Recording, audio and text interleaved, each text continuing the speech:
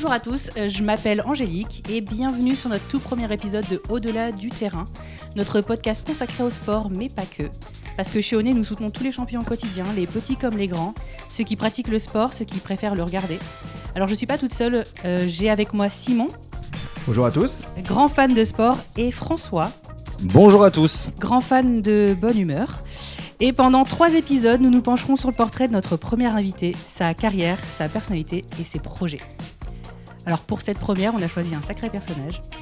Il a été champion du monde en 2017 du 800 mètres. Il est très grand, il est très drôle.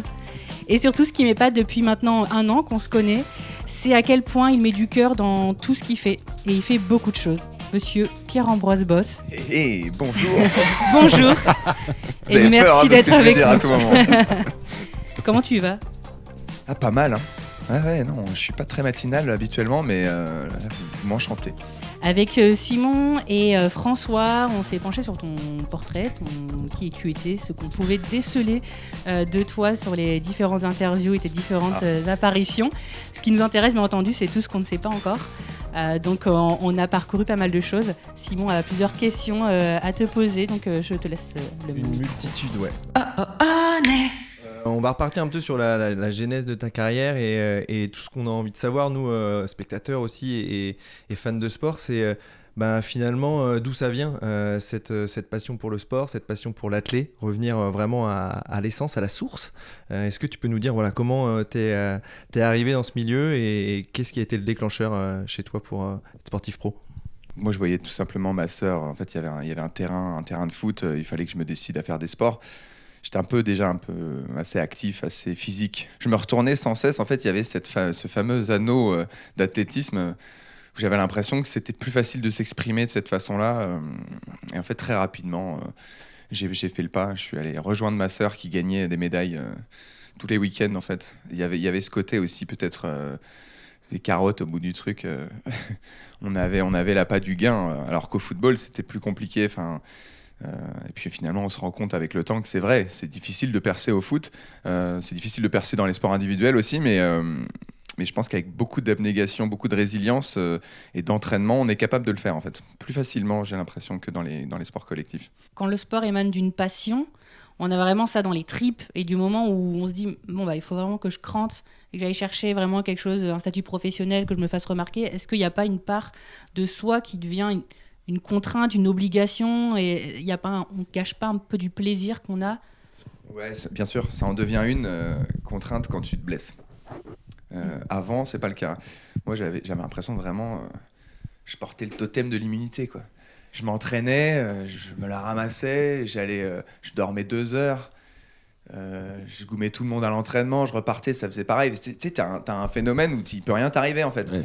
Et c'est plus tard que tu comprends, en fait, que le mec qui, lui, n'est pas sorti pendant 1 mois sur un truc où tu le battais, il va te rebattre. Et là, tu te remets en question. À long terme, ça fonctionne pas comme ça. Tu vois. Et on a un plan B quand même, parce qu'on se dit que sportif pro, il suffit que le corps pète vraiment fort, ça peut s'arrêter. Est-ce qu'on a un plan B aussi, de te dire, tiens, est-ce que tu as un double cursus sur quelque chose, pour te dire, après, si ça s'arrête, je fais quoi, moi, demain ?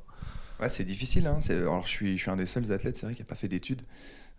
Je me suis arrêté rapidement, j'ai fait STAPS option kiné quand j'avais 18 ans, c'était un bluff que j'avais raconté à mes parents, semi-bluff quoi. Je me suis dit c'est possible, j'avais envie de faire kiné à ce moment-là, moi le plan B je l'ai créé petit à petit, et encore j'en ai pas là en vous parlant, j'ai un plan B parce que j'ai confiance en moi, j'ai confiance en les gens que j'ai rencontrés, je sais qu'il se passera quelque chose, je sais pas dans quel domaine exactement. J'avais ce petit problème en fait en moi qui me disait c'est de l'hypocrisie à ton ambition. Si tu fais quelque chose à côté. Oui, tu as du temps entre les deux, tu as du temps le soir. Mais en fait, il faut avoir l'énergie pour être aussi fort l'après-midi. Donc, tu es obligé de faire une sieste. Et après l'après-midi, tu as les 2 entraînements dans les pattes, plus les précédents des jours d'avant. C'est plus des courbatures, mais c'est de la fatigue accumulée quand même. Plus physique que nerveuse, certes, mais du coup, t'as plus le loisir de sortir ou même d'aller boire un verre ou d'aller au restaurant, en fait.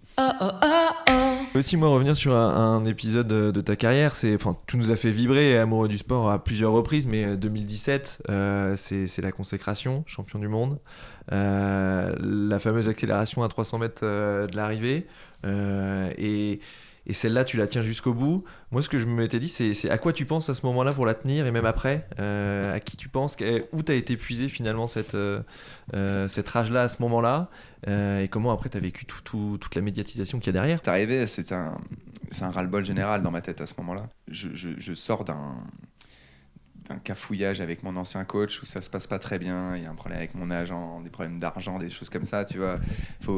En gros, il me demande de choisir entre lui ou mon agent, bref, c'est la merde. Je commence à gagner de l'argent en fait, tout simplement dans l'athlé, et ça casse des codes, c'est des choses qui sont pas bien vues. Et puis avec tout ça, j'ai quitté mon coach, et en fait, mes parents m'appellent.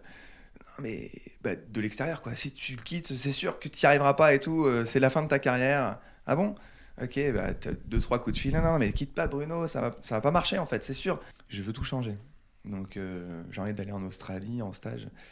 Est-ce que tu viens? Il me dit, mais bien sûr que je viens. La mayonnaise, elle prend, ça décolle. Et puis, moi, il est le coach que je souhaitais avoir, quoi. Tu vois, qui est gentil, mais aussi dur à la fois dans son entraînement. Et puis on se comprend, on se complète parfaitement, quoi. Et puis je me blesse. C'est la première fois où je suis blessé dans la saison, donc je fais quasiment pas de meeting. J'en fais 1 ou 2, je crois. Et donc j'arrive avec un niveau moyen. Et au dernier moment, je crois que c'est la dernière séance juste avant le championnat, on se regarde, on fait « il y a un truc là. Il y a un petit truc. » On arrive finalement tu sentais pas ça si démunis que ça. D'accord. Quoi. Ok. Et finalement, je passe les tours, quoi. Et j'avais déjà ces petites blessures en fait. En gros, j'étais sous anti-inf. Les anti-inf, ça crève. Et en fait, en demi-finale, j'ai failli sauter, j'ai failli me faire éliminer à cause de l'anti-inf. Enfin, à cause déjà de mon niveau qui n'était pas forcément assez bon pour le championnat du monde. Et donc, je dis, allez, vas-y, j'arrive en finale, je donne tout. Déjà, je prends pas l'anti-inf, donc j'accepte d'avoir la douleur, mais au moins, je me dis, je serai moi-même, quoi. À 200 mètres du départ, je me fais bousculer alors que je voulais être premier, quoi. Et ça me vénère en fait. Je suis vénère de tout, de mon coach là-bas qui croyait pas en moi, mes parents qui m'ont appelé il y a 6 mois qui m'ont dit que tu croirais pas. Plein de choses. Je me dis, ok, dans 200 mètres, il faut que je sois premier, quoi. Avant la course, avant la fin. C'est rare d'attaquer là. C'est hyper rare d'attaquer là, mais je voulais juste être premier à ce moment-là pour voir ce qui se passait. C'était un caprice de gosse, quoi. Et moi, j'aimerais rebondir sur ce que tu disais tout à l'heure. Du coup, au moment où tu te rends compte que tu es champion du monde, tu penses à qui? Est-ce que tu penses à tes parents qui t'avaient dit tu vas pas y arriver sans Bruno? Tu penses à Bruno? Tu penses à Alain, ton coach? Tu penses à quelqu'un d'autre? Tu t'arrives à diriger cette victoire sur quelqu'un, ou tu es vraiment dans un flou total? C'est une question très très pertinente dans le sens où j'ai fait de l'hypnose quelques années après. Et on a déterminé chez moi, comme chez beaucoup de monde en fait, que la colère était motrice. Enfin, j'étais en colère de Bruno et tout. C'est vraiment relié plutôt à mon passé. Hein. C'est des petits trucs accumulés que tu as en toi et il faut que ça s'exprime un jour. Il faut gagner, quoi. Et moi, j'ai toujours, avant ces championnats, je recherchais une petite gloire en fait, pour montrer, me retourner, dire alors où j'en suis maintenant. C'était juste ça, tu vois. Et ce fameux hypnotiseur en fait. M'a dit ok, c'est bien, t'as réussi comme ça, mais c'est pas toi, ça. C'est pas ça le meilleur moteur pour toi, il faut que tu trouves autre chose. Et ma personnalité n'est pas reliée à la colère, au contraire, c'est tout l'inverse. J'aime les gens, en fait dans ma vie je vais vers les gens, donc ça pouvait pas me matcher plus longtemps que ça. C'est pour ça que j'ai eu tellement de mal derrière en fait, parce que j'avais réussi quelque chose dans ma vie qui était vraiment comme si tu vraiment t'enlevais l'épine de Kirikou, quoi. Vous vous souvenez de ce ouais, c'est clair. Voilà, c'est la sorcière Karaba, quoi. Tu lui enlèves l'épine, elle devient gentille. C'est un peu ça. Et donc, oui, après, j'ai eu beaucoup de mal pour ça, je pense. Parce que j'avais atteint, entre guillemets, mon objectif de vie.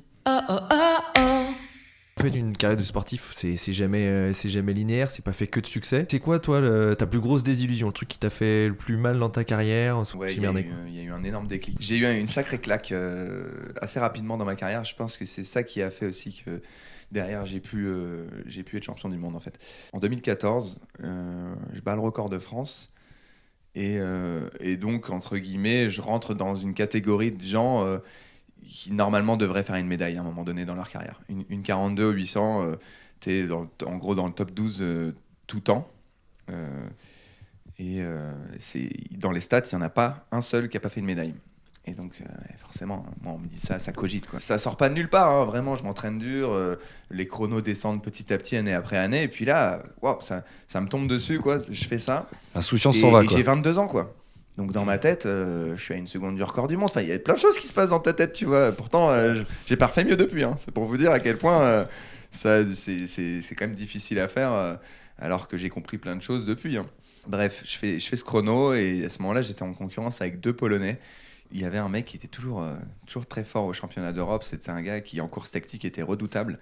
Et je l'ai quasiment jamais battu dans ce genre de course. Et donc, on arrive à ce championnat. Normalement, tu fais pas trop de boulettes, t'es au moins 2e, quoi. Je fais dernier des championnats. Le dernier dans le sens, j'arrive en finale quand même. Et en fait, on a une chambre d'appel. Je sais pas si vous savez comment c'est foutu l'athlé. On s'échauffe dans un stade à côté. Avant de rentrer dans le truc, souvent on rentre dans un bus et ils nous amènent dans une chambre d'appel. Et on arrive dans le bus qui nous amène vraiment à la piste. Pour le coup, il y en avait un 2e.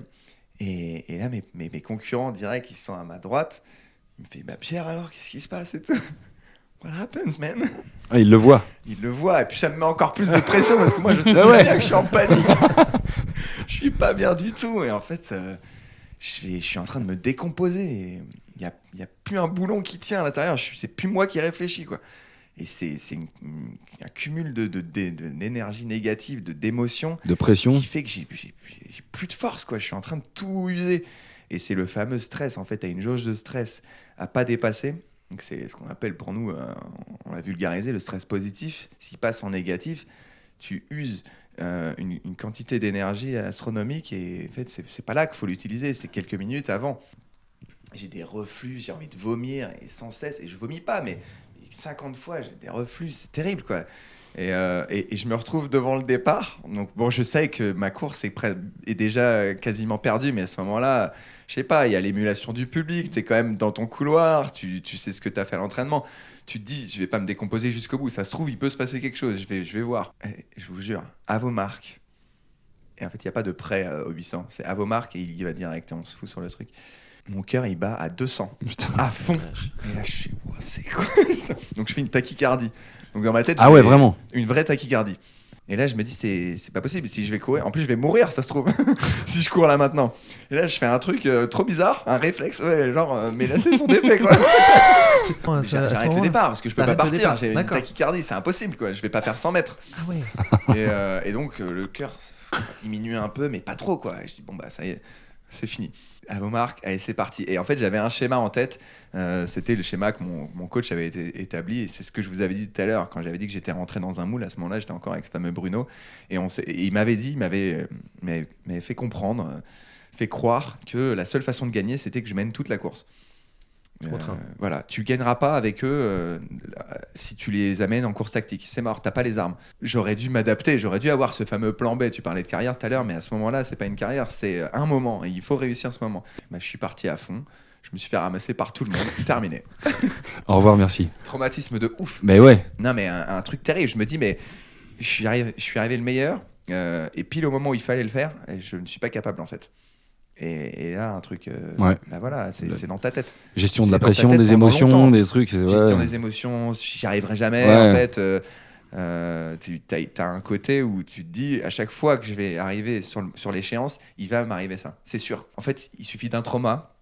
Finalement, c'est que je pense aux gens qui loupent leurs examens, les choses comme ça, ou qui en entretien d'embauche et qui sont complètement loupés. Et ben moi, chez moi, ça a fait l'effet inverse, en fait. Ça m'est plus jamais arrivé. Ouais. C'est le trauma qui a fait que. T'as désacralisé le truc. Voilà, exactement. Et ben chez moi, j'ai eu cette chance que ça ne se soit plus jamais reproduit. À partir de là, j'ai même plus peur de courir tout court. Et donc ça a eu un effet positif. On est arrivé, on a été sacré champion du monde. De quoi on a besoin de plus en fait au final?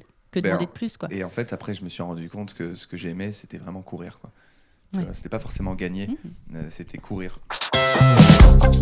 Merci à tous d'avoir regardé ce premier épisode de notre podcast Au-delà du terrain avec Pierre-Ambroise Boss. On se retrouve très prochainement avec un épisode consacré à sa personnalité. On tâchera d'en savoir un peu plus sur qui il est vraiment. Honey. Your money, your way.